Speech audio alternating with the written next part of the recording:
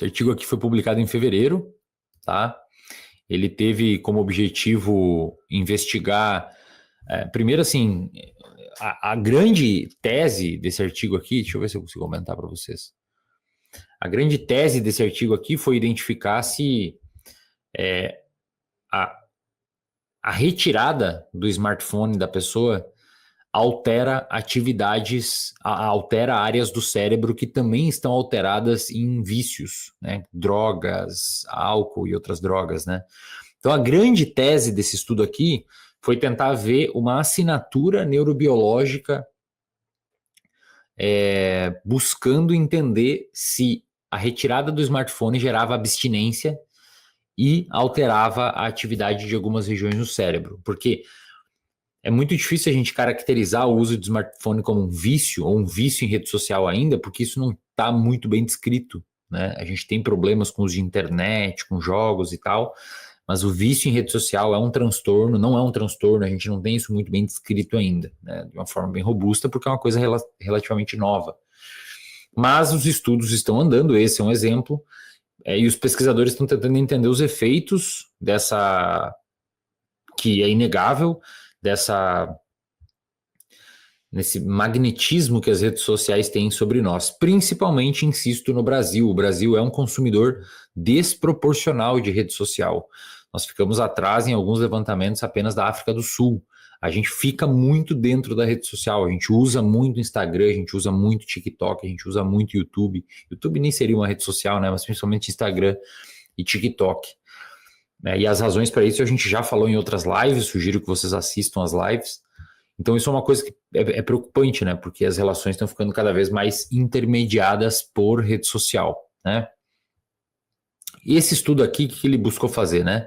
Ele identificou, o foco do estudo foi basicamente retirar o smartphone das pessoas, tá? Por cerca de 72 horas, então foram 3 dias, basicamente você pega o teu smartphone, tira de você por 3 dias, de jovens adultos, e vê o que acontece no cérebro, né?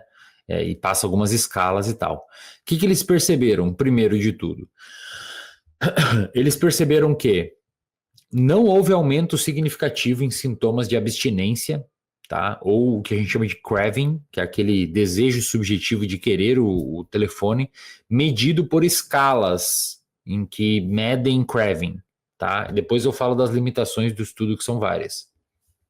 Vamos ser bastante honestos intelectualmente aqui, falar dos achados e falar das limitações, né? E aí eu falo quais são as conclusões que dá para tirar. Então, primeiro, ao contrário dos que os pesquisadores imaginavam, e do que até eu imaginava, os sujeitos não tiveram o craving, tipo, tirou o smartphone, eles não manifestaram nas escalas essa vontade, tá?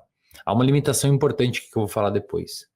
Mas eles viram mudança na atividade neuronal, tá? Especificamente em regiões associadas à recompensa quando eles mostravam o smartphone para a pessoa. Até aqui tem o desenho experimental, ó. Vocês podem observar que eles mostravam, esse aqui é o desenho experimental, e aí os grupos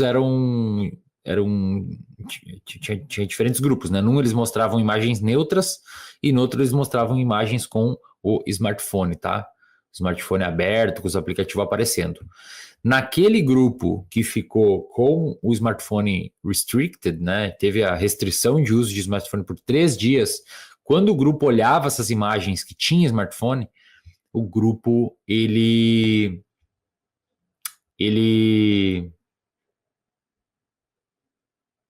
acendia as áreas do cérebro envolvidas com recompensa.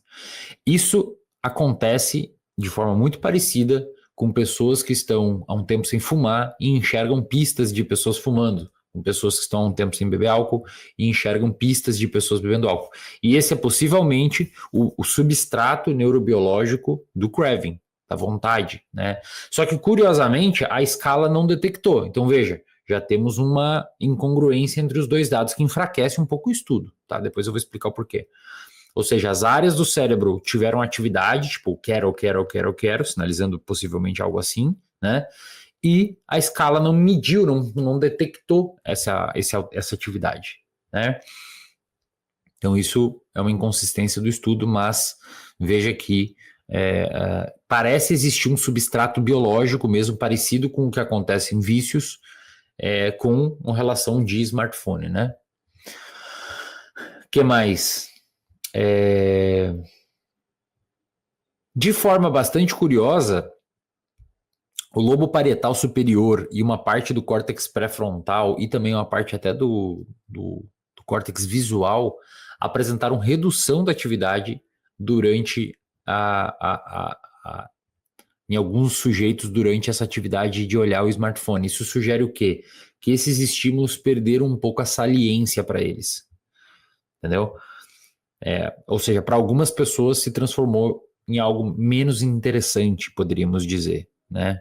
Em outras pessoas teve esse aumento de atividade do sistema de recompensa, tá? Aí essas alterações são em áreas envolvendo, como eu falei, né, receptores de dopamina D1, serotonina 5-HT1 beta, sugerindo envolvimento com algo parecido a um vício, né?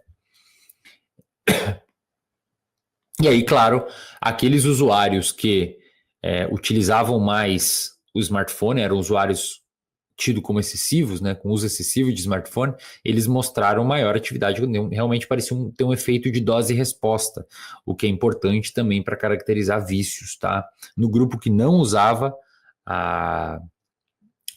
o smartphone em excesso e teve essa restrição, não apareceu isso, eles aparentemente tinham assinaturas neurobiológicas de maior controle inibitório, né? Então, assim, o grande achado desse estudo, né? Acho que o grande achado desse estudo é que parece existir, de fato, uma assinatura neurobiológica, uma atividade, um jeito do seu cérebro se comportar que é semelhante a cérebro de pessoas com vício. Talvez você esteja assistindo isso daqui e pense, pô, mas isso é meio óbvio para mim, Yasmin, porque eu fico 5 horas na rede social, 4 horas na rede social, eu não consigo sair, quando eu me pego rolando Reels ininterruptamente.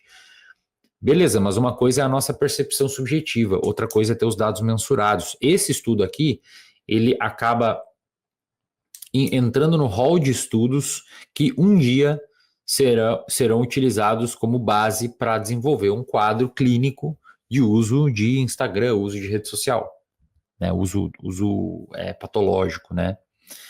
E apenas 72 horas sem o smartphone aparentemente foram suficiente para provocar essas alterações, né, nessas áreas ligadas ao vício.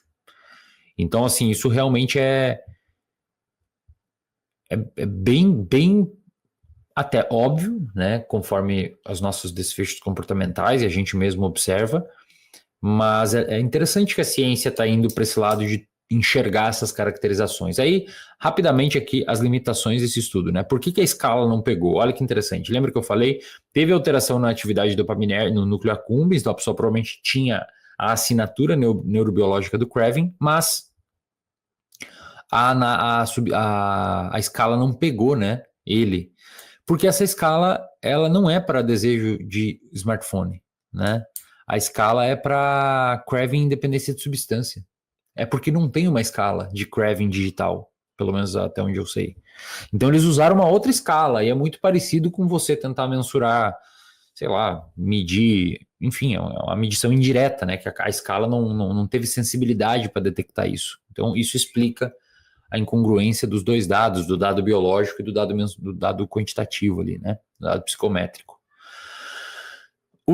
Eram 72 pessoas, na verdade eram 25 participantes, então é um estudo pequeno, embora tenha sido publicado numa revista com fator de impacto 8, que é bem grande, mas enfim, é um estudo inicial, né? E é, claro, um estudo. Não é um estudo muito controlado, né? Porque, como é um estudo preliminar, não é um estudo muito controlado. Então, por exemplo, o grupo que foi privado de smartphone, os pesquisadores não pegaram o smartphone do cara ou trancaram o cara numa jaula. Eles só falaram para não usar. E aí vai saber se o cara realmente não usou, né? Não sabemos. Então, isso é uma limitação muito importante também, né?